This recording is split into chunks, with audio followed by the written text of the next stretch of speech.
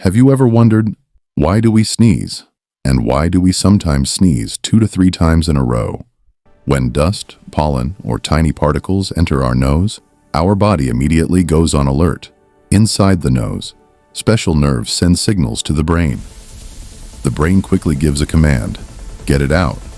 Then the lungs push air out forcefully. And with a powerful blast, a sneeze can travel up to 160 kilometers per hour. That's why we should always cover our mouth while sneezing. So it's simple.